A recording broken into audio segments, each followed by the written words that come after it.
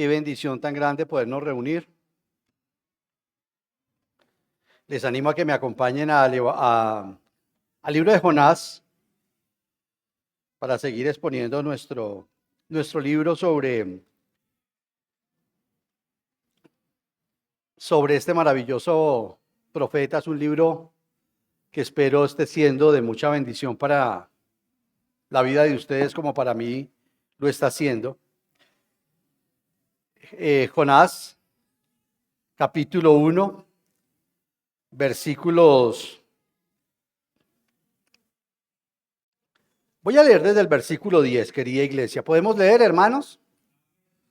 Jonás capítulo 1, versículo 10, dice: al oír esto, los marineros se aterraron aún más, y como sabían que Jonás huía del Señor, pues él mismo se lo había contado, le dijeron: ¿qué es lo que has hecho, Padre? Te damos gracias por tu muy santa y poderosa palabra. Te agradecemos, Señor, por las cosas profundas que siempre ella nos trae. Queremos también encontrar las ideas prácticas para nuestras vidas a través de estos versículos. Ayúdanos a entender por qué muchas de nuestras vidas se encuentran en tormentas. Padre, gracias porque tú estás en medio de la tormenta, como con Job. Gracias porque tú nos hablas en medio del torbellino, Señor. Toda la gloria para ti, querido Dios, en Cristo Jesús. Amén. Como ustedes saben, queridos hermanos, o la gran mayoría sabe, estamos analizando los pasos del descenso de Jonás y todos sus movimientos en su actuar. En el versículo del 4 al 10 vimos al Señor de la forma tan paulatina como, eso lo vimos ahora 20 días, la manera tan, el crescendo, progresiva, no encontraba la palabra, la forma progresiva como el Señor entregó a Jonás a los marineros, así como a usted y a mí el Señor nos entregará en cualquier momento. Cuando Él tenga que hacerlo, lo va a hacer. Entonces, así va a develar la razón de la tormenta, de la desgracia de esas personas que estaban a su alrededor por causa mía o por causa tuya. Digamos que ese es el contexto. La desgracia que estaban atravesando los marineros era resultado de la desobediencia de Jonás.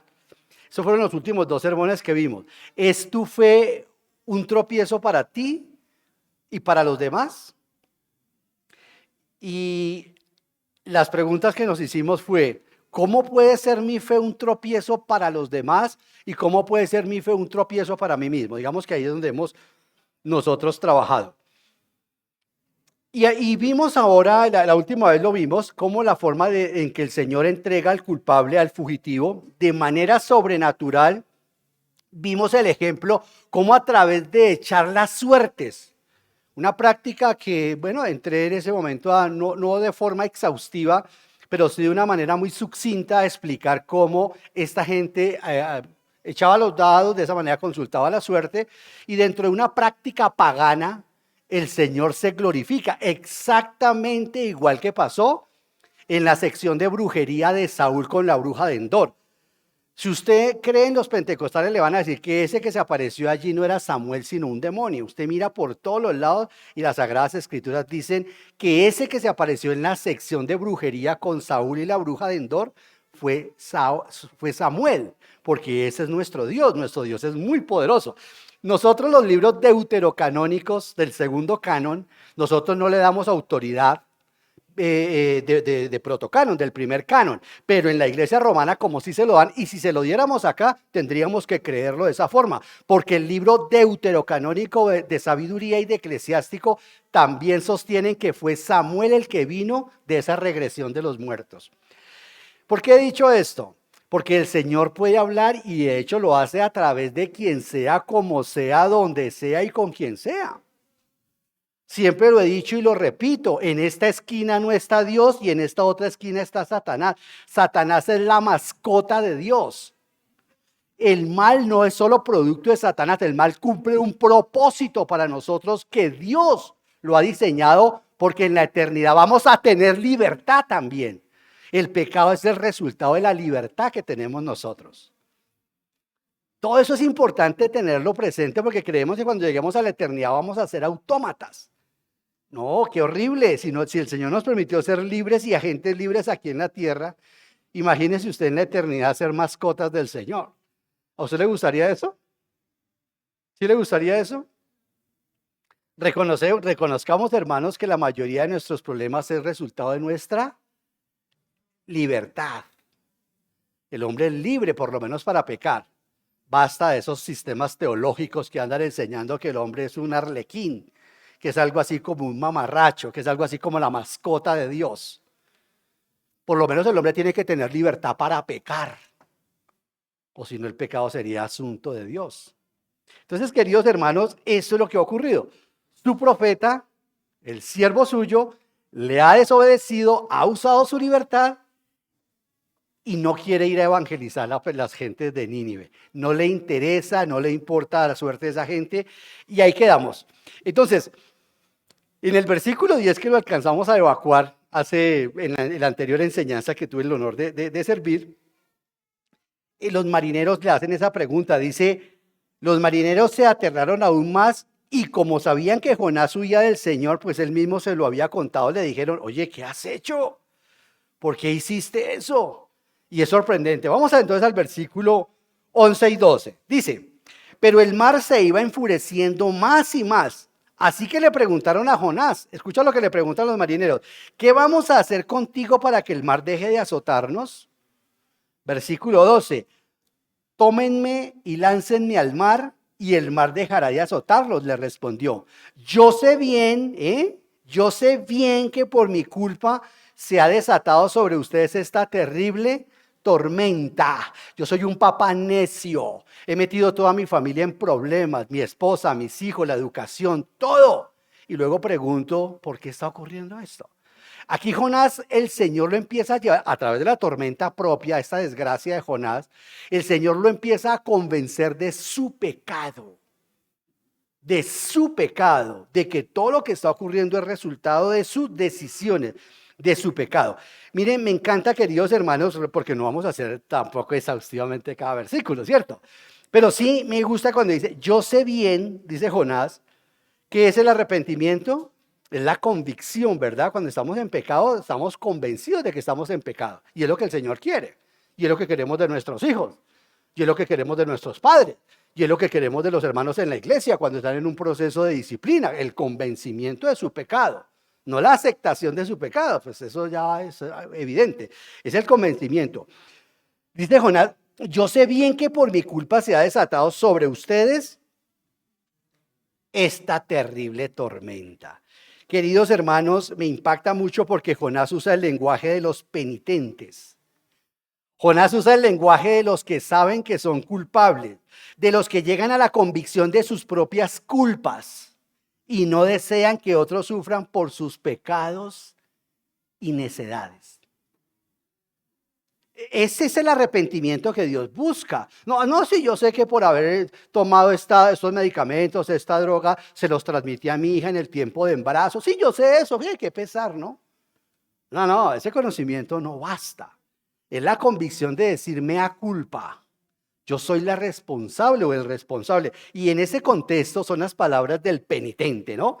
No el cínico que sabe que es pecador, sino porque por eso el Señor Jesucristo dice que el Espíritu Santo cuando venga convencerá al mundo de pecado, lo convencerá de pecado. No el conocimiento del pecado, sino la convicción de que está mal, de que necesita un Salvador. Y Jonás, queridos hermanos, sabe que ese es el castigo de su iniquidad. ¿Por qué? Pues porque él lo está diciendo. Miren la fe tan impresionante. Yo sé que por mi culpa, la vida de ustedes, la barca de ustedes y el barco de mi vida, como decía el poeta Quevedo, está naufragando en este mar inmenso. Ay, Señor, dice el poeta, tu mar tan grande y mi barca tan pequeña. Que es cierto, ¿no? Y así está este hombre. Sabe Jonás que este castigo es el resultado de su iniquidad y lo acepta y lo justifica. Yo sé bien que por mi culpa se ha desatado entre ustedes esta terrible tormenta. Y queridos hermanos, cuando se despierta la conciencia, no el conocimiento, porque el conocimiento hace parte tanto del cerebro en la parte somática del cuerpo, como el conocimiento desde anímico desde la parte mental del alma. pero el espíritu no tiene nada que ver con eso. El espíritu llega es con la conciencia de que es pecador, que es la parte que se conecta con el Señor. Y es la parte de la conciencia, el espíritu, y la conciencia sí es parte del espíritu. Cuando se despierta la conciencia del pecador y se levantan las tormentas mentales, ¿cierto? Porque el espíritu está para controlar el alma y el alma para controlar el cuerpo. Por eso el pecador cuando está muerto espiritualmente no quiere decir que su espíritu esté sin vida, quiere decir que su espíritu está conectado a otras fuentes espirituales. Entonces, cuando se llega a esta convicción por parte de la conciencia, se levantan las tormentas mentales, las tormentas emocionales, las tormentas espirituales, las tormentas familiares, y nada se calmará, nada, absolutamente nada calmará si no abandonamos ese pecado. El resultado que el Señor va por su hijo, por su pecador. El Señor deja todo, uno dice, pero a ver, Señor, ¿no has visto cómo hacen los CEO hoy en las empresas? Se contratan a otro mejor. No, el Señor no es así.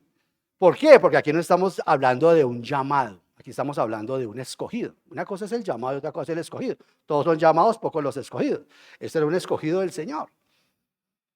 Así como David, el Señor también pudo haber desechado a David. De hecho, le dijo a Moisés, hazte un lado, acabaré con este pueblo y me levantaré un pueblo bien hermoso de las entrañas tuyas. Y Moisés le dijo, por favor, no lo hagas. Queridos hermanos, esto es maravilloso porque la manera como se acaban estas tormentas o inicia a cesar la calma es cuando yo abandono mi pecado. Cuando yo dejo de lado eso que ha producido la tormenta que el Señor ha mandado sobre mi vida. Porque ya lo leímos en los versículos anteriores, ¿verdad? Que fue Jehová, dice Reina Valera, que fue Yahvé quien envió esa tormenta. Y aquí lo vamos a ver nuevamente. Entonces, acá, queridos hermanos, es donde muchos creyentes fallamos. Aquí es donde muchos creyentes fallan. Quieren el perdón de Dios, amén. Están a una oración de distancia, a veces hasta romantizamos eso. En efecto, estamos a una oración del perdón del Señor. Pero ¿cuál es la condición del Señor? Que abandonemos nuestro pecado. Dice, el que confiesa tus pecados y continúa en ellos, alcanzará la benevolencia del Señor. El que los confiesa ahí, claro, si no, aquí no hay nada. Ahorita Nelson nos leía sobre la mujer sorprendida en adulterio, ¿cierto? ¿Y qué decía? Después de que termina la conversación del Señor dispensarle su perdón, le dijo que vete y ¿qué? Y continúe en la suya. No. Porque el propósito de la tormenta es eso, el propósito de la disciplina es eso. Por eso la disciplina termina cuando el hermano deja de ser necio, tanto en la iglesia local como en la familia.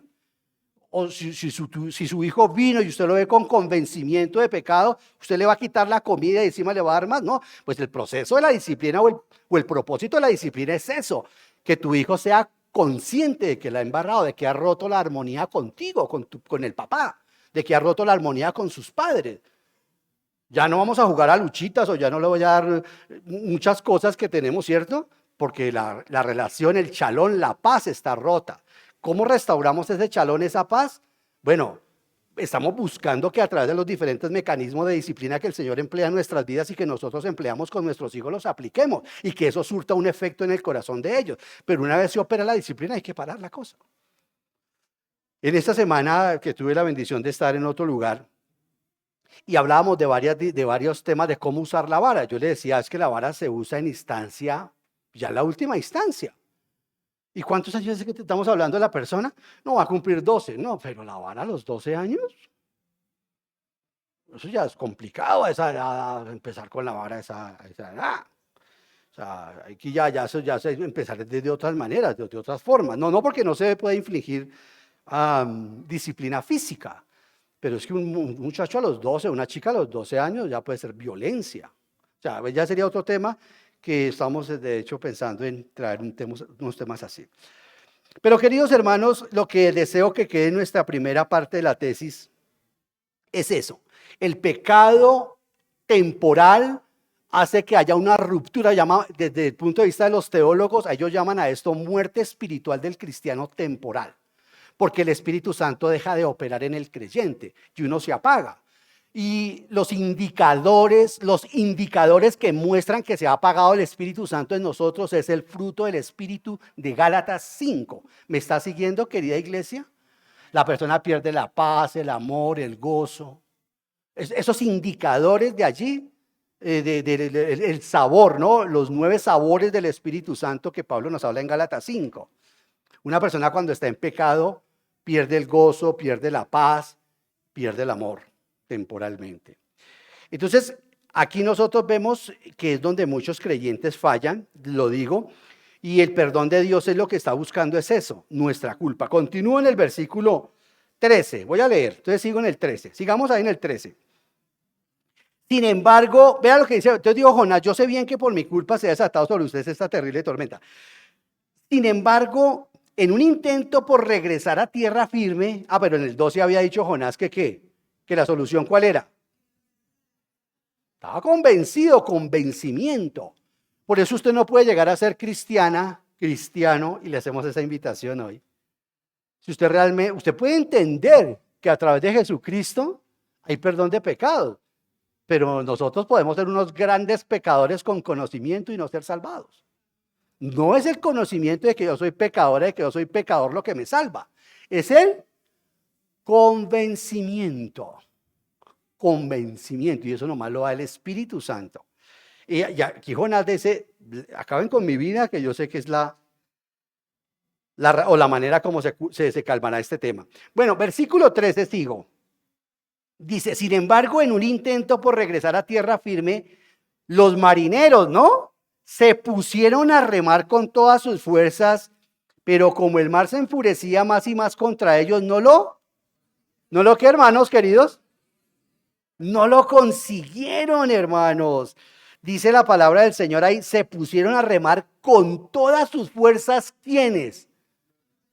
Le dijeron a Jonás, bueno, hágale, mijo, coja el remo y a ver si vamos a salvar su vida. No, ellos no le importaron eso, trataron fue de salvarle la vida a ese hombre. En hebreo me impacta la expresión porque en hebreo dice literalmente ahí en la interlineal muestra cómo es en hebreo, dice que se pusieron a abrir brechas, como hace un campesino con un arado, a abrir brechas con los remos para resaltar el intento, el intenso esfuerzo que empezaron a hacer los marineros para procurar regresar a tierra.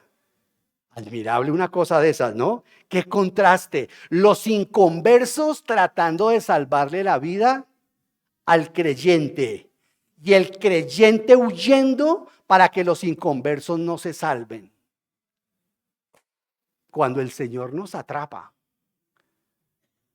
En una ocasión estaba haciendo una fila en un banco y estaba muy demorada la cajera, tremendamente demorada la cajera. Y en ese momento, el que estaba detrás de una persona empezó, oye, pero muevan las manos, no sé qué, sí sé cuánto. Y era un creyente. Esa demora siempre aquí, les pagan para qué, no sé qué, muevan, ¿cuánto tenemos aquí, señorita? Bueno, lo que no ocurre en Colombia. Y una persona que estaba delante, que no era creyente, se volvió y le dijo, ay, tener paciencia, esa gente está luchando y atender público no es fácil. Además, de pronto el Señor quiere que nosotros hagamos eso porque quiere enseñarnos algo en nuestras vidas. De pronto la paciencia. Oye, dice ese hombre que se salió de la fila, avergonzado.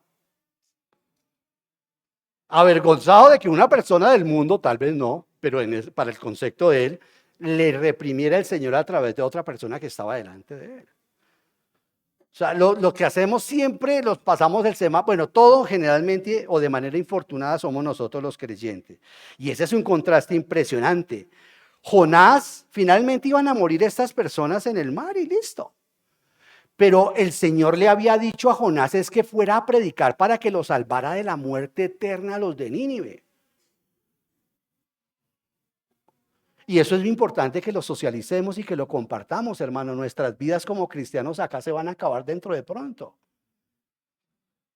De pronto un cáncer o quién sabe cuál es el tema que el Señor tenga decidido. A Eliseo lo permitió con una enfermedad dura.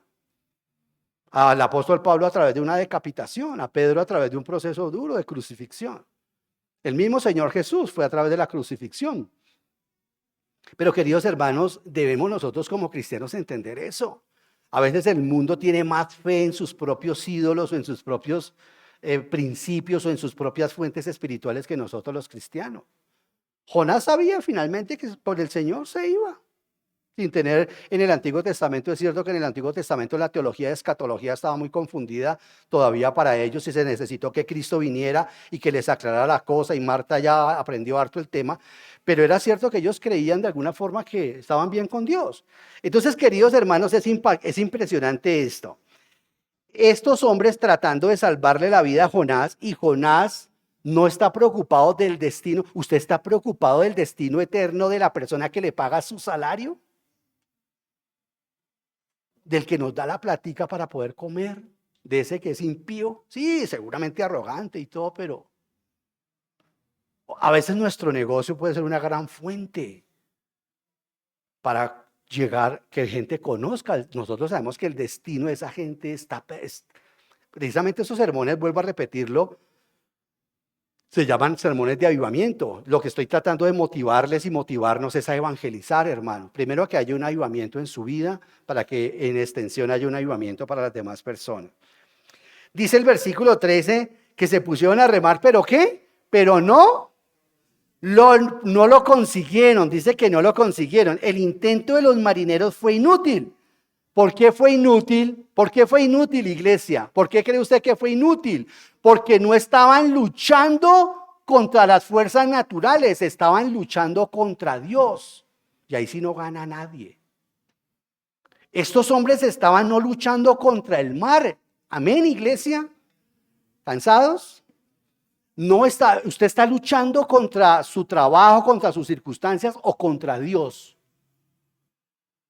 Eso es importante discernirlo, porque sí, muchas de nuestras circunstancias, yo estoy de acuerdo con usted, de pronto Dios no las ha diseñado, está bien, y de pronto aún así uno tiene que aguantarlas, ¿verdad?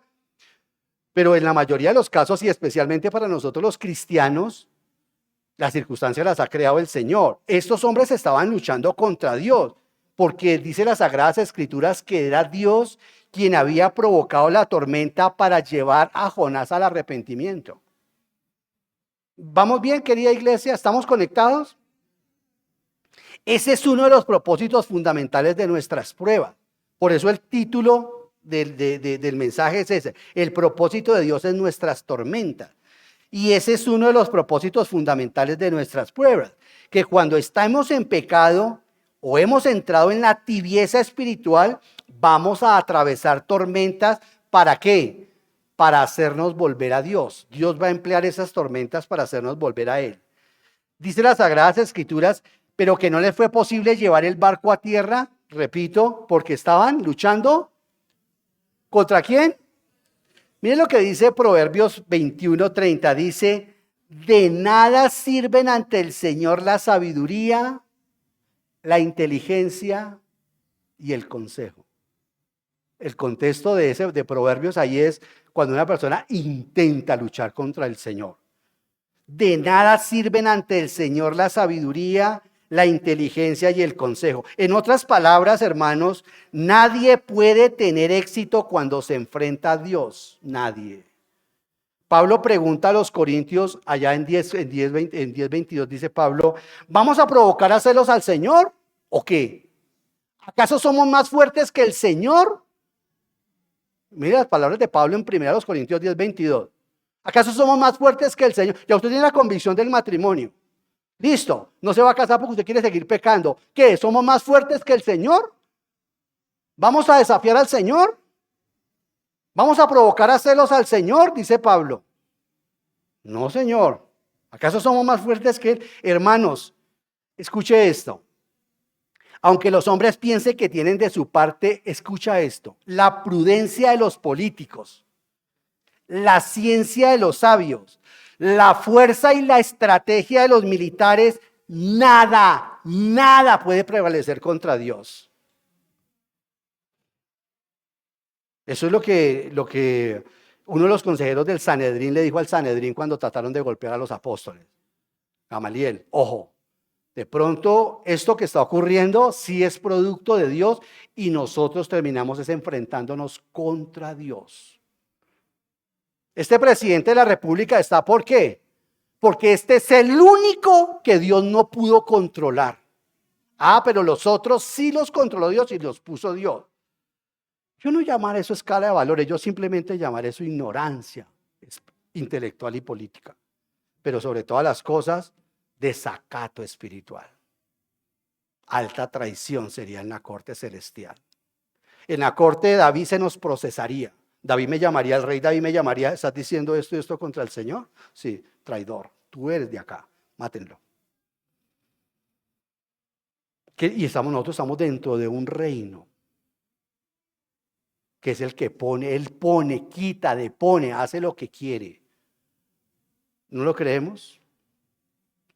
Queridos hermanos, sabiduría. Entonces, de nada sirve cuando se trata de pelear contra el Señor. Mire, ¿quién tiene más prudencia que los políticos? Ay, eso es encantador de escucharlos hablar. Tienen lengua de plata esa gente. Saben hablar muy bien. Partes blandas, ¿no, amor? Trabaja esa gente espectacular. Es que uno va a un político, le pone uno la mano y uno... Doctor, ¿nos vamos a tomar una fotico? ¿Sí o no? No creo, a mí también me ha pasado. Pero solo con Dios se puede prevalecer, no contra Dios. Es la lección de Saúl, de Jacob, del tramposo. Contra Dios no se puede, solo con Dios se puede prevalecer y tener éxito. ¿Qué le dijo el Señor Jesucristo a Pilato? En el propio proceso, en esa payasada, en esa payasada de juicio que le hicieron al Señor, le hicieron 3 juicios al Señor y todos payasescos, todos burlescos, ¿no? Todos ahí mentirosos. Pero aún así el Señor se lo tomó en serio y le dijo a Pilato, ningún poder tendría sobre mí, ¿sí qué? Si no te lo concede la constitución política de nuestra nación. ¿Sabe por qué? Porque en Colombia la constitución política de Colombia es Dios. Porque triste para los que no tienen al verdadero Dios, tienen que someterse a ese Dios. Y ellos pueden cambiar, no hay nada más supradictatorial como la misma constituyente en un país. Pero nosotros sabemos que obedecemos a ellos, ¿por qué? Lo obedecemos allí, ese es el consejo que Pablo nos da. Pablo dice, allá los Gálatas, dice Pablo, ¿quién cumpliendo la ley los ha puesto a ustedes presos? No, nadie. Ah, bueno, entonces cumplan la ley de los hombres. Eso es correcto. Porque el que cumple los mandatos del Señor, por inercia, cumple los mandatos de los hombres. ¿Por qué? Porque nosotros sabemos dar al César lo que es de Oscar. O lo que es de César. Hay que darle a César lo que es de César. Y al Señor, nuestras vidas, y nosotros somos de él. Queridos hermanos, analizando este pasaje ayer, bueno, toda esta semana he trabajado con el tema, o desde hace rato. Aquí no se nos ofrece un consejo de oro en la pastoral. Mire este consejo de oro que aparece en este contexto para que usted lo use en consejería bíblica. Concretamente en eso, usar este pasaje en consejería bíblica es determinante. Porque debemos entender que muchas de las tormentas de los hijos de Dios han sido provocadas por su desobediencia. Hay gente que quiere entrar a consejería bíblica y no abandonar sus pecados. Y la primera sección que nosotros hacemos es, si es inconverso, los que han estado conmigo lo saben, vamos a mirar las leyes espirituales. Si es creyente, usted rompió la comunión con Dios. De ahí en adelante, si eso no ocurre, de ahí para adelante no hay absolutamente nada que hacer. Es por eso que el primer paso en consejería es arrepentirse y volver a Dios. Porque por más esfuerzos que la iglesia haga, por más esfuerzos que los consejeros hagan, por más que sepan o que tengan herramientas, pues eso no va a ocurrir absolutamente nada si primero la persona no se arrepiente genuinamente y vuelve a Dios. Y ahí sí se le puede dar algunos consejos adicionales de la palabra del Señor en esa situación particular que llevó a debilitar a ese hermano. Impureza sexual, matrimonio, hijos, hijas, trabajo, lo que sea, lo que llevó a la debilidad espiritual a esa persona que la condujo a pecar, a estar por un tiempo fuera de la comunión con el Señor, ¿cierto? Pero el primer paso es imprescindible que la persona se arrepienta. Y lo que ocurre ese es el proceso que Jonás, que estamos viendo con Jonás, querida iglesia. Y yo he visto a muchas personas, aprendíamos ahorita en consejería hace cerca ya de un mes, que el primer procedimiento no es que yo vaya y le cuente a Leonardo. El primer procedimiento, yo tengo algo contra Edwin, es ir a hablar con Edwin. Eso es lo primero yo que tengo que hacer, si realmente quiero ser portavoz de la palabra del Señor. Pero si yo hoy se lo cuento a Leonardo, a pesar de que él es anciano también, pues ¿dónde quedo yo? Es más, a veces le he dicho a él, qué pena se me zafó esto, hermano. Porque no estábamos en un contexto espiritual donde orábamos y hablamos de personas. No, yo tengo que ir a hablar con el hermano. Lo mismo usted tiene el Espíritu Santo antes de ir a hablar de una persona, porque eso es lo que ocurre. ¿Por qué hacemos eso? Porque es la manera como el Espíritu Santo va a traer convencimiento de pecado, de justicia y de juicio.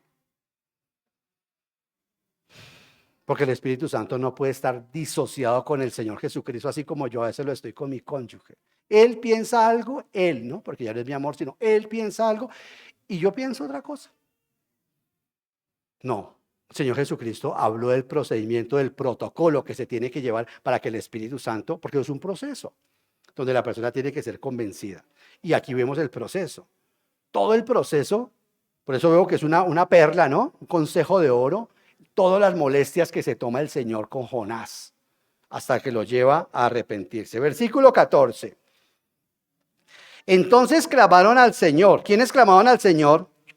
Muy bien. Entonces clamaron al Señor: oh Señor, tú haces lo que quieres. No nos hagas perecer por quitarle la vida a este hombre, ni nos hagas responsable de la muerte de un inocente. Hermanos queridos, estos marineros, no olviden que estamos tratando con paganos, clamaron al Señor. Los marineros dirigen esta oración al Dios verdadero, al Dios de Jonás. Se dan cuenta que en los versículos anteriores cada uno oraba a su propio Dios. De hecho, usted lo recordará, el capitán se le acercó a Jonás y le dijo: oye, levántate, ve a ver la reunión de oración que tenemos en la cubierta, o la que hace aquí, vaya ahora a su Dios, a ver, ¿recuerdan? Y cada uno estaba orando a su Dios. Fue tan impresionante el mensaje de Jonás cuando dijo: yo sirvo al Dios de los cielos y de la tierra. Un principio que ellos aprendieron después del exilio de Babilonia. Por eso este libro tuvo que ser escrito después del exilio babilónico. Yo adoro al Dios del cielo y de la tierra. Y con ese pequeño testimonio, mire todo lo que ocurre. Estos hombres se están dirigiendo al verdadero Dios. De hecho, si usted ve en sus Biblias, ahí en el versículo 14, dice: entonces ellos clamaron al. Versículo 14, entonces ellos clamaron al. Esta versión tengo que revisarla. En esta versión mía aparece Señor en mayúscula, que quiere decir Yahvé o Jehová. O sea, en el original dice: ellos oraron a Yahvé. Ellos oraron a Jehová, al Dios de Jonás. Impresionante. Esos hombres reconocen que el Señor Yahvé es el soberano, porque en el original, repito, se identifica como ¿quién? Como a. O sea, ¿quiénes oraron? Si uno se va aquí al 20 de julio, o a Monserrate, o a Fátima, y uno ve a la gente arrodillada frente a una imagen del divino niño Jesús o lo que sea. Si nosotros somos sabios, vamos y rompemos la estatua de esa persona, pero se lo hacemos a la abuelita y a la mamá y a la familia, sobre todo en Navidad. Porque vamos a hacer novena. Yo no participo en cosas paganas. Porque usted tiene más la teología gringa que la teología cristiana. Pero como tiene a Santa Claus, entonces el árbol sí es válido. Porque el árbol sí es extranjero. El pesebre es latino. San Francisco así lo enseñó, porque la gente no sabía. No estoy justificando ni que nos pongamos a hacer ahorita tutaina, y vamos a hacer. ¿Usted me entiende? Es la sabiduría para nosotros compartirle a la gente que tiene otros. Nosotros sabemos que son dioses mentirosos. ¿Qué dice Pablo en Colosenses? Son dioses que se acaban con el uso. El ídolo está aquí. ahí, no en el pesebre de la abuelita, no en ese muñequito del niño Jesús, no. Ahí más bien cojamos eso y como San Francisco de Asís enseñemos el evangelio y dejar tanta religiosidad, hermano. Es que si los latinoamericanos, un pequeño paréntesis que está fuera de contexto, que si los latinoamericanos fuimos sacramentalizados por los católicos romanos, no nos evangelizaron ellos, sino que nos sacramentalizaron, nos enseñaron toda la religiosidad católico-romana, los evangélicos latinoamericanos, los evangélicos han sido escolonizados por los extranjeros y les han enseñado de sus formas, sus mañas, sus prácticas. Usted no se alcanza a imaginar cuando Martín Lutero metió himnos a la iglesia. Eso que hoy en día nos parece a nosotros, ¿cómo no va a haber un himno en la iglesia? Ya hasta los himnos están desapareciendo. En su momento para la iglesia eso fue una blasfemia. Era una blasfemia cantar en el tiempo de la misa. Lo único que será los cantos gregorianos. ¿Cómo lo hago yo de bien? ¿Ah?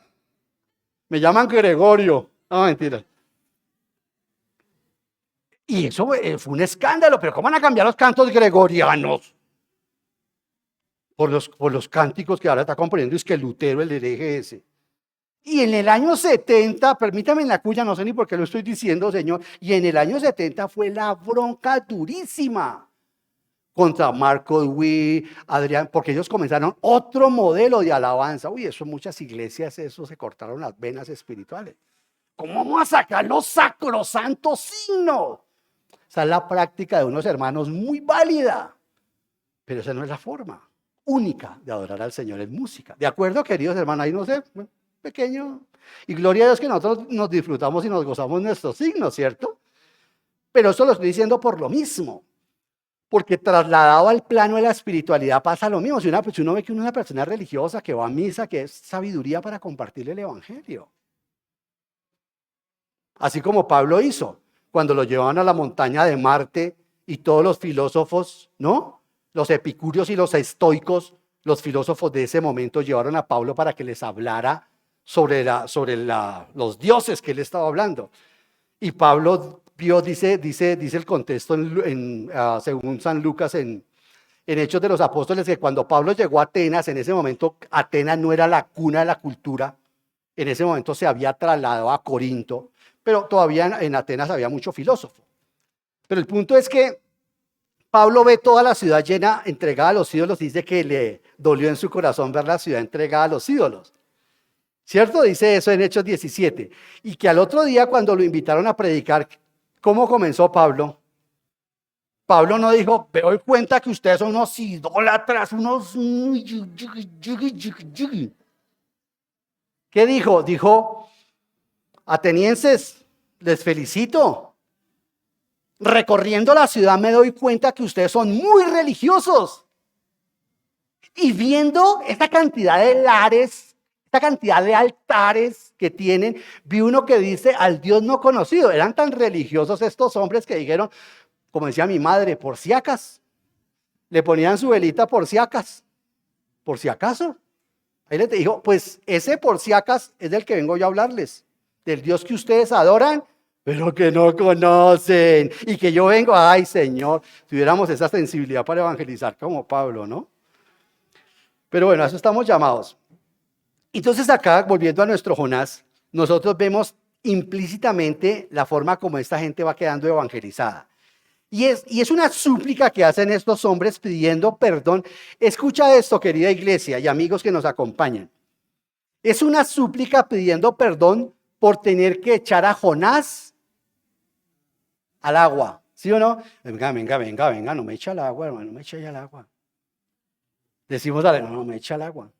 Lo echaron al agua, lo echaron al mar. Como pidiendo permiso, ¿para qué?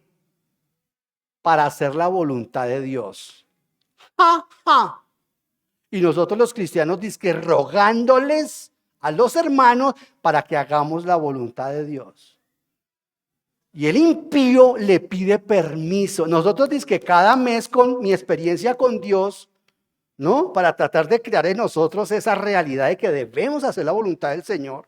Y estos que no conocen al Dios verdadero pidiendo permiso para hacer su voluntad. ¡Qué contraste! ¿Cómo nos enseña el mundo a veces, hermano?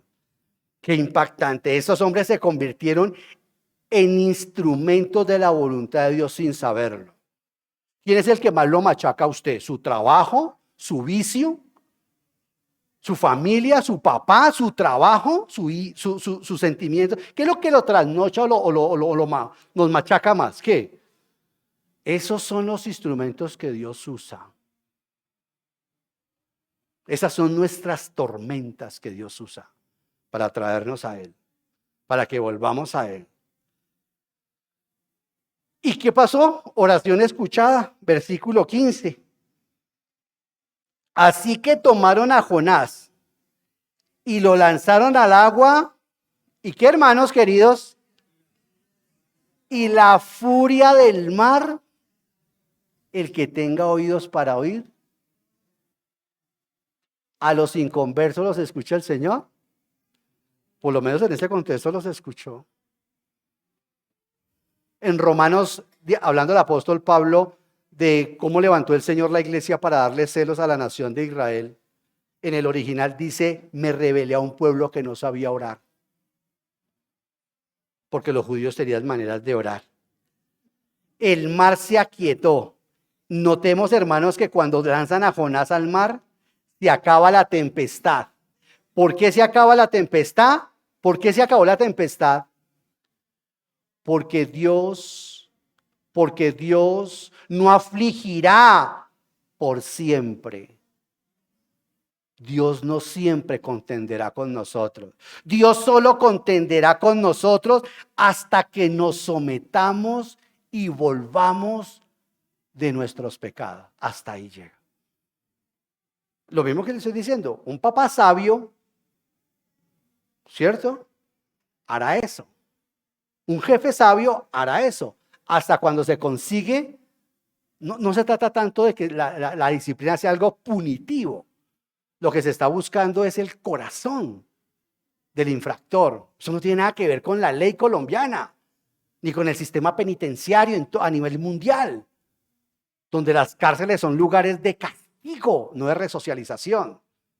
Así digan que esos son los lugares de resocialización. No. Se lo digo en inglés. No. Dios espera hasta que nosotros ya qué más va a hacer el Señor. Lo mandaron, ya no va a contender más, ya el Señor se va a encargar de allá en adelante, será el último paso de descenso de Jonás. Vimos en los anteriores mensajes cómo Jonás descendió a Jope, descendió al fondo del barco, descendió, y ahora el Señor lo va a hacer que descienda hasta el fondo del mar. Tiene allí el Señor está preparado el Señor para hablar con él en ese sitio. Qué increíble, ¿no? Porque de eso se trata, ya sea un libro histórico o ya sea una parábola, eso no importa ahorita, es la realidad espiritual que nos quiere enseñar el Espíritu Santo, porque recuerden que el Señor Jesucristo citó a Jonás. Vuelvo y repito, Dios no afligirá por siempre, Dios solo contenderá con nosotros hasta que nos sometamos y volvamos de nuestros pecados. Versículo 16. Y esta gente dice que un profundo temor, versículo 16, dice que se apoderó de ellos, ¿qué? Al ver esto se apoderó de ellos un profundo temor. ¿A quién? Al Señor, hermanos queridos. Todo lo que acaban de experimentar va a resultar en su conversión. Por eso es que Proverbios dice, disciplina al hijo necio y el hijo simple aprenderá. O en los adolescentes o en los grandes. Lo que pasa es que ya una persona cuando es grande difícilmente es simple. Ya una persona, todos nacemos simples según Proverbios. Todos nacemos, mujeres y hombres nacemos simples. Esa es la tesis de Proverbios. Y nos convertiremos o en hijos sabios, en hijas sabias o en hijos necios. Así es, no hay nada más. Nadie nace necio, nadie nace sabio. No, nacemos simples y de ahí en adelante nosotros nos encargamos con nuestros hijos o con nuestras propias vidas en volvernos necios. Igual que el matrimonio, nos casamos ¿cómo? Enamorados. ¿O no? Mi amor, como que tú y yo fuimos los únicos que nos casamos enamorados. Oiga, si usted no está enamorado y es creyente, usted no se va a casar. Yo lo digo en serio. En serio. Si usted nunca se enamora, usted no se case. Va a hacer sufrir a esa persona. De hecho, el matrimonio ya tiene una cosa muy difícil. Entonces, queridos hermanos, debemos entender que eso es algo muy serio. Y nosotros debemos acá entender cabalmente que la necedad está ligada al corazón de todos. Pero la palabra del Señor es quien nos hace alejarnos de ella. ¿Y cómo ministro la palabra del Señor a mi familia?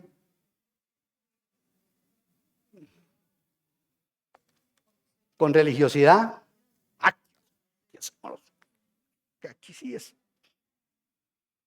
Tu hijo aprenderá a nadar en 2 aguas. Y acá, y allá, y acá. Hasta que ya tenga la autoridad para decirte, no quiero, chao. Queridos hermanos, me impacta este temor porque en esta conversión de estas personas, el milagro de la cesación inmediata de la tempestad los convenció a estos marineros que debían temer solamente al Dios de Jonás. Notemos que en el versículo 10, ahí en el versículo 10 y en el versículo 16 comienzan con la misma palabra en el original. Aquellos hombres temieron. La diferencia del versículo 10, del temor del versículo 10 y del versículo 16, la diferencia que está allí es que en los dos textos, a pesar de que se habla del temor, son diferentes. La causa del temor era distinta. En el 10 temieron a la tempestad y aquí temieron al Dios que la causó, que es lo que Dios quiere de nosotros. Dios no quiere que,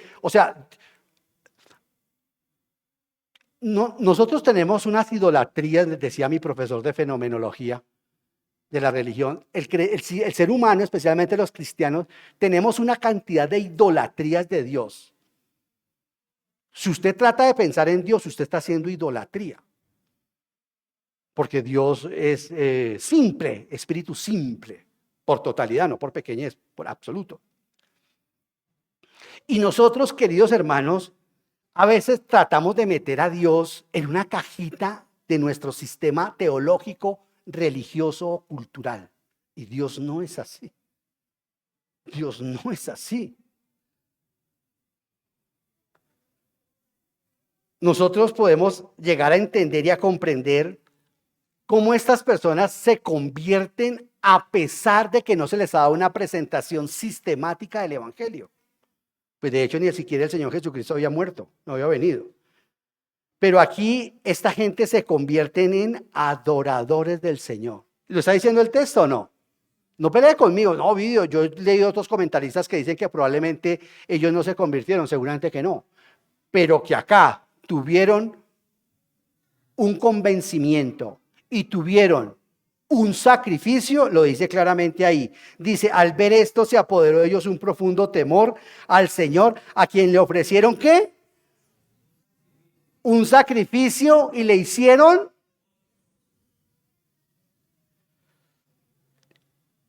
Esta gente hace un sacrificio al Señor. Pero Video, a ver, quemaron un animalito allí, no se dice si fue en el barco o cuando llegaron al puerto.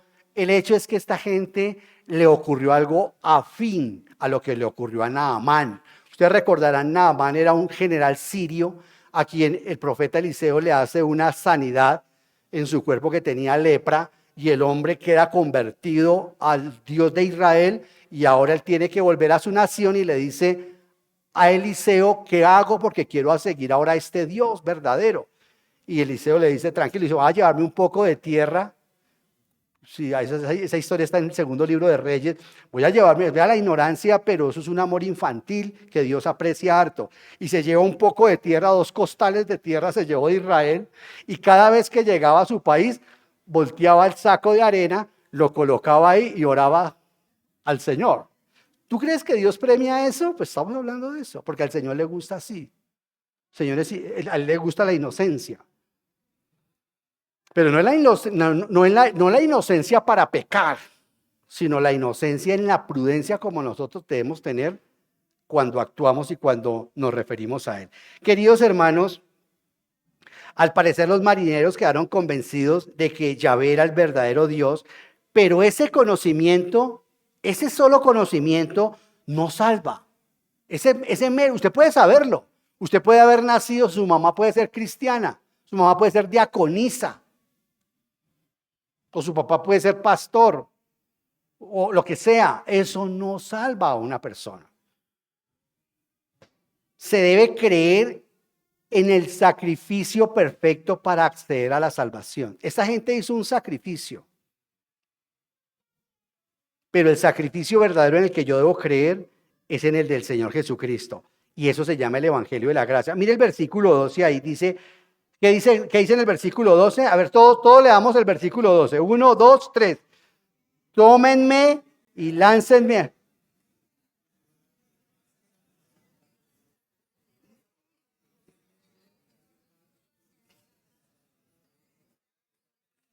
Todos están hablando en lenguas, paremos. Y no hay intérprete. Como no hay intérprete, entonces paremos. Dice, tómenme y láncenme al mar, y el mar dejará de azotarlos, le respondió Jonás. Yo sé bien que por mi culpa se ha desatado sobre ustedes este terrible. Queridos hermanos, los marineros, repito, quedan asombrados, y este pasaje nos debe llevar a considerar el sacrificio verdadero, que es el del Señor Jesucristo. Acompáñenme, dejen una marquita ahí, por favor. Acompáñenme rápidamente a Juan 11. A Juan 11, capítulo 11. ¿Juan qué? Juan capítulo 11.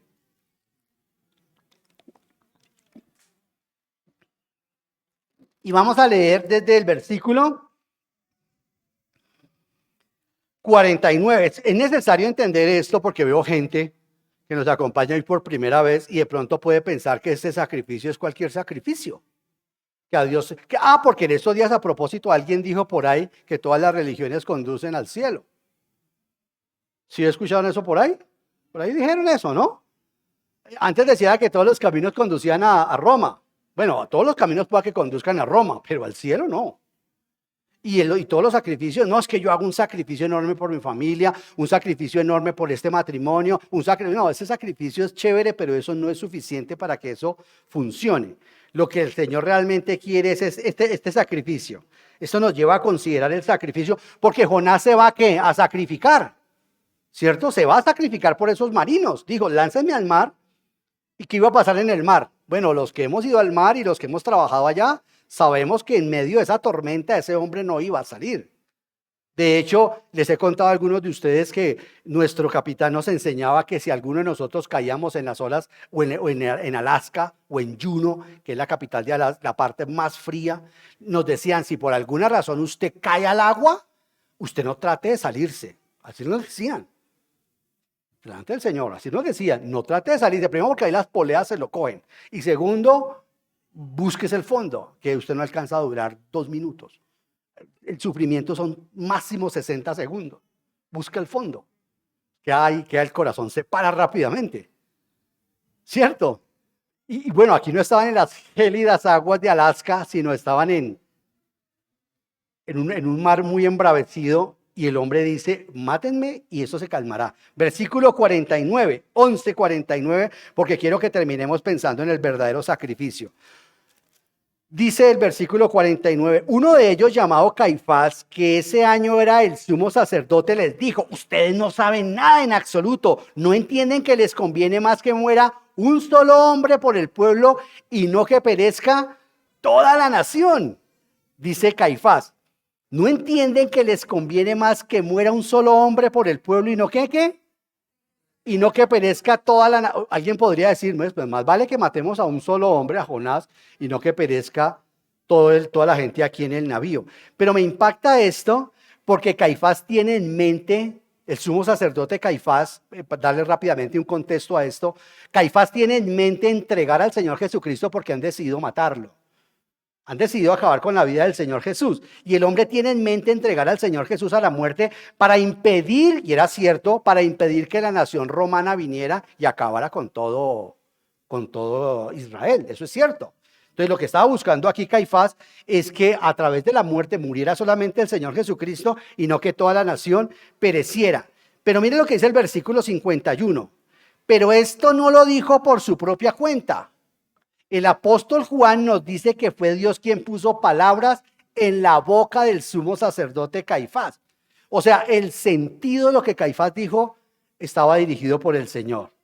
Que Caifás no pretendía decir, no, sí, para que muera y a través de la muerte del Señor Jesús todos seremos salvados. No. Que de esas palabras necias, crueles y asesinas, el Señor sacó el sentido, dice el apóstol Juan, de que Cristo iba a morir por todos. Vea lo que dice ahí en el versículo 51, sigo. Dije 51, sí. Dice, pero esto no lo dijo por su propia cuenta, sino que como era sumo sacerdote en ese año, profetizó que Jesús moriría por la nación judía. Esto me impacta mucho, queridos hermanos, porque es algo parecido a lo que le ocurrió al hechicero de Balaam. ¿Ustedes recuerdan la burra de Balaam? ¿Sí recuerdan? Hermano, eso era un hechicero, eso no era un profeta, él era un hechicero. Un hechicero.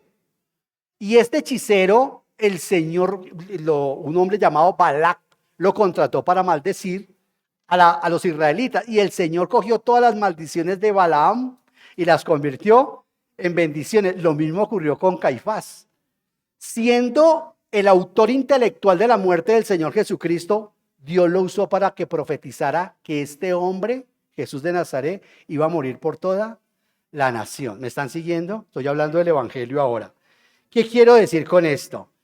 Hermano, que cuando se trata del evangelio verdadero, debemos acordar con con las palabras del siempre lúcido Martín Lutero. Mire lo que dijo Martín Lutero cuando el evangelio está en juego.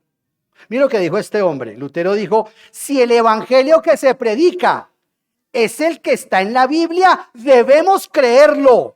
Así lo predique Judas, Pilato o Caifás. Qué verdad, queridos hermanos. Voy a volverlo a repetir. Si el evangelio que se predica es el que está en la Biblia, debemos creerlo. Así lo predique Judas, Pilato o Caifás. Pero si el evangelio que se predica no es el verdadero, es decir, el que está en la Biblia, no lo creeremos. Así lo predique San Pedro, San Pablo o San Juan. Qué lucidez, qué ingenio. Mejor eso. El evangelio verdadero, si lo predican, y porque hay muchos lugares donde yo ahorita lo decía en el curso de amistad, se predica tan mal que la gente se salva, pero si ese es el evangelio verdadero, hay que creerlo. Y aquí ocurrió exactamente lo mismo con Caifás. Cristo, el Señor Jesucristo, no solamente murió por la nación de Israel, sino murió por todos. Versículo 51.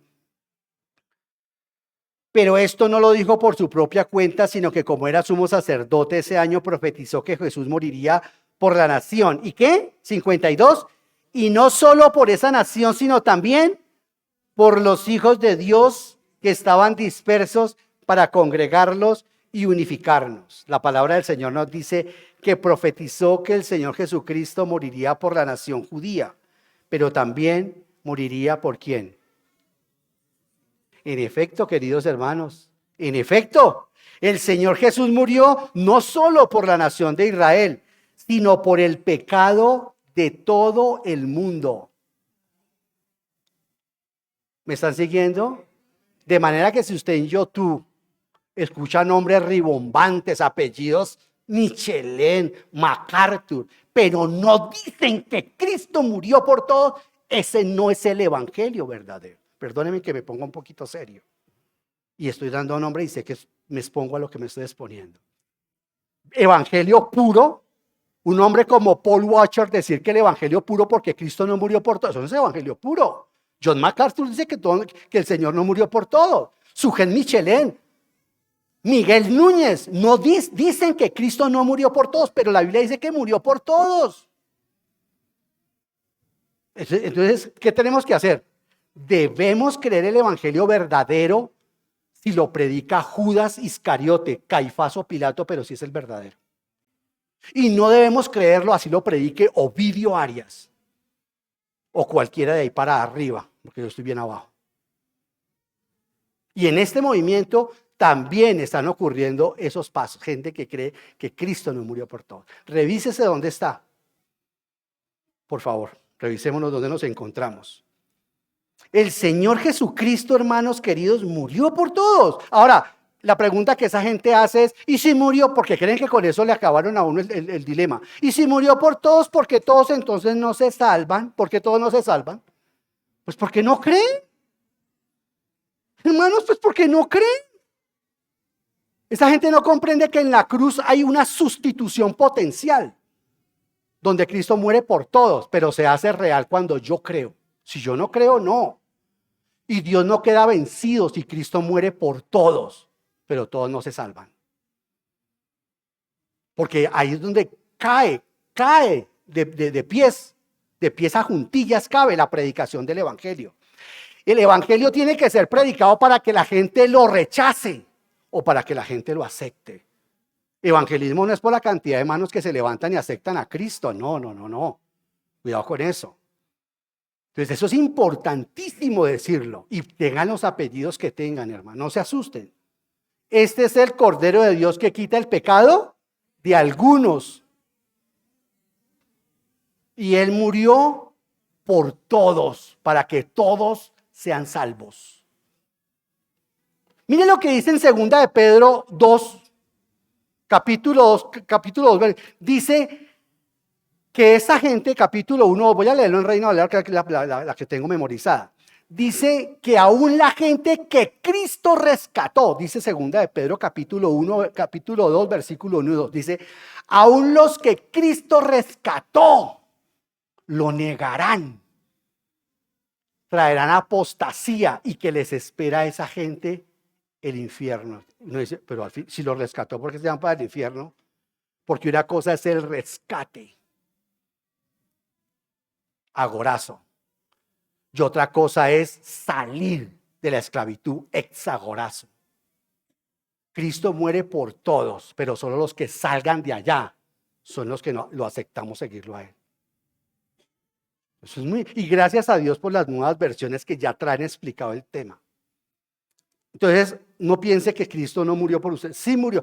Ahora, si Cristo no muere por todos, por los que se van a ir al infierno también, pregunta número 1 y única que voy a hacer y con esto termino. ¿Cuál es la base de la condenación entonces? Si Cristo no murió por todos, ¿con base en qué, señor fiscal, a mí se me manda al infierno? Disculpe. Si usted lo que está haciendo aquí, esto es un circo, perdón, señor. El juicio eterno es un circo. Y aquí todos estamos destinados a que no vamos para el infierno. Vuelvo a repetirlo. Paul Washer, Sujén Michelén, Miguel Núñez, John MacArthur, son de esas personas que enseñan este evangelio de la redención limitada. Advertidos, queridos hermanos. Sin duda que los marineros quedaron convencidos de que Yahvé era el verdadero Dios, pero eso no salva. Se necesita que usted lo reconozca personalmente, que usted lo acepte personalmente, que usted diga, sí, soy pecador, porque al igual que ayer, hoy los seres humanos saben que el Señor Jesús es Dios. ¿Usted cree que se va al cielo porque usted sabe que el Señor Jesús es Dios? No.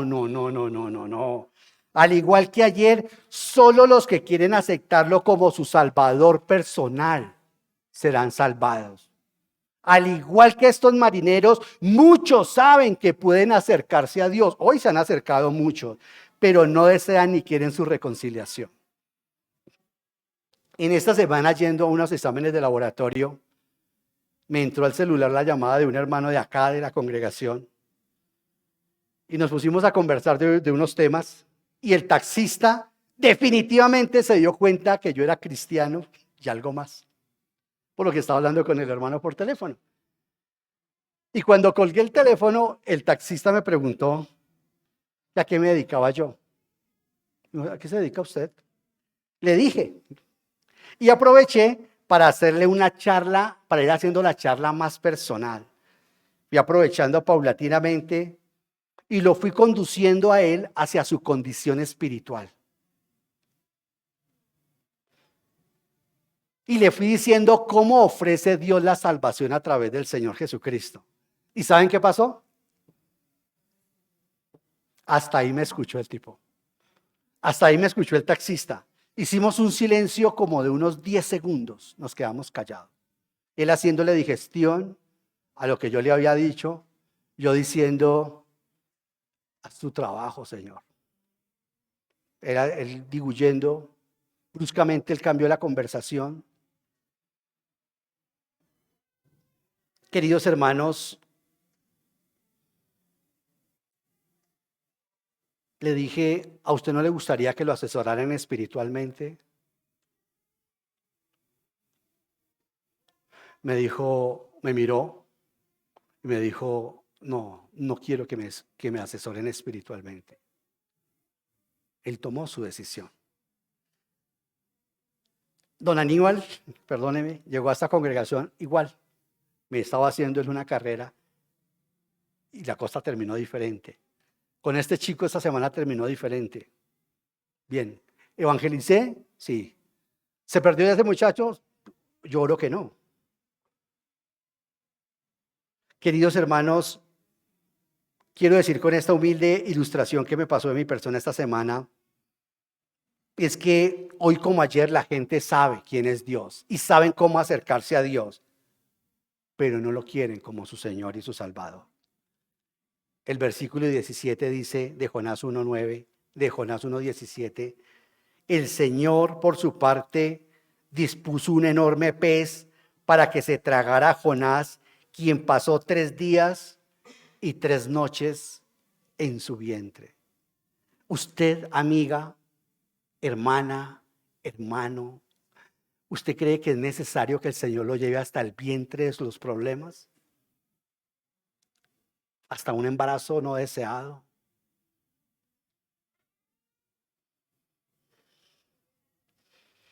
Hermanos, la cuenta regresiva, como comencé la primera charla hace ya casi 2 meses y medio, la cuenta regresiva sigue para el mundo. No va a creer que es que se terminó el sermón, no, el Señor puso un reloj, se le está acabando el tiempo al mundo. La cuenta regresiva sigue para el mundo. La cuenta regresiva sigue para Colombia. La cuenta regresiva sigue para Bogotá. La cuenta regresiva sigue para su familia que no es salva. La cuenta regresiva sigue para nuestros parientes. Y nadie nos asegura si vamos a llegar a diciembre con ello. ¿Cuál es la condición de su corazón? Jonás fue llevado a un lugar de oración inimaginable, en una situación sin precedentes, casi que inconcebible. ¿Qué debe hacer Dios en su vida para traerlo hacia Él? ¿No es suficiente este sermón?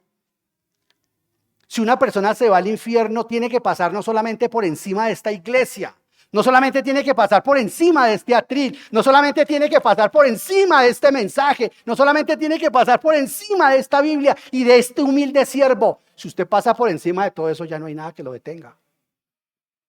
Pero sí está colocando el Señor medidas para que no vaya hasta el fondo del abismo. ¿Para qué esperar, querida iglesia? Usted que no es creyente y usted que es creyente, usted de pronto está en el vientre de las tormentas, los vicios, las adicciones, el alcohol, la amargura. Porque a veces creemos que cuando llegamos a Cristo todo se acaba, todo comienza. Y yo tengo que comenzar un proceso de desintoxicación, de dejar todas las raíces de amargura que tengo. Cosas que es solamente posible si soy cristiana, si soy cristiano.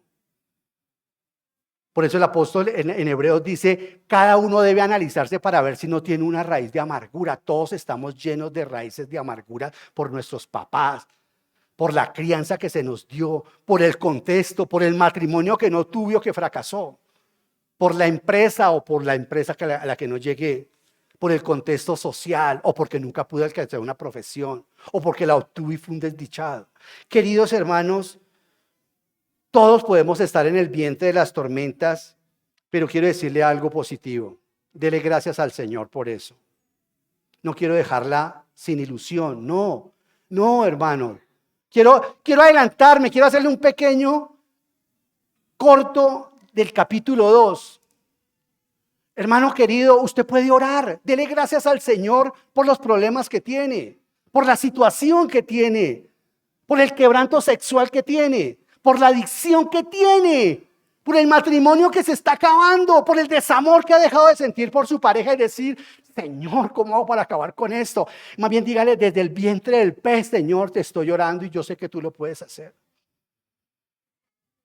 Él lo puede hacer. Y si eres creyente y Él te ha llevado hasta allí, ora desde allí. Porque el capítulo 2 parece dramático, es hermoso. Dios escucha desde la barriga de un pez. ¿No le parece asombroso?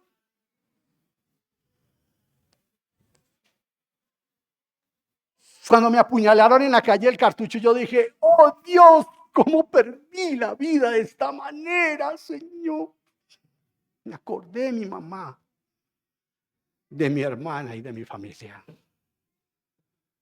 Y este pobre fue escuchado. Y este pobre fue escuchado.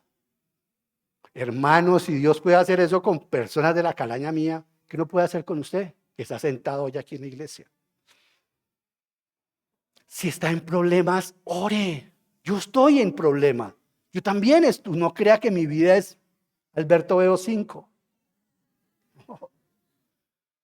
Nadie sabe la procesión con que el otro lleva o lleva. Todos estamos necesitados de estos mensajes de avivamiento, porque todos necesitamos ser avivados de nuevo. Y por eso es una bendición cuando estamos en problemas, como decía Spurgeon, no me traigan soluciones, tráiganme problemas, porque los problemas me fortalecen. Los problemas me fortalecen. Decía Spurgeon, eso lo dijo un administrador de empresas, y eso sí lo dijo Spurgeon. Spurgeon dijo, todo lo que le debo al Señor, todos los momentos buenos de mi vida se pueden contar con los 5 dedos de mi mano derecha y me sobran dedos. Los momentos buenos de mi vida no me han dejado cosas marcadas positivamente en mi carácter. En cambio, todos los problemas que he tenido son el acicate, son la inspiración, son los verdaderos instrumentos que Dios ha empleado para sacarme adelante. Hermano, piense en la eternidad. Use sus problemas, los que parecen irremediables. Si Dios puede cargar el pecado del mundo, Dios puede sanar las alas de las águilas. Cuando a un águila se le parte un ala, ya no puede volver a volar. Él promete que puede volver a sanar y a soldar las alas de las águilas. Benditos problemas, benditas tormentas en que nos encontremos en este momento. Esto no es para decirle, estás allí por pecador. No, yo también lo soy. Simplemente soy un celular que usted encontró en el vientre de su pez, que usted encontró en el vientre de su problema y que le está diciendo el Señor, aló, aló. Sí, aquí estoy, Señor. ¿Listo para hablar? Listo, Señor. ¿Listo para hablar? ¿Lista para hablar con el Señor? Padre, te damos gracias. Estamos listos. Yo el primero, Señor. Y no lo digo con modestia. Gracias porque tal vez este sermón tampoco hubiera salido así si tú no utilizas, como con el Señor Jesús, la piedra de molino sobre el aceite de olivas. Gracias, Señor, porque cuando entramos a Getsemaní, a ese lugar de donde realmente sale el aceite, en donde realmente necesitamos, como el Señor Jesucristo, sentir esa piedra enorme, Señor, con que se trituran las aceitunas para sacar aceite que embellece, que sana.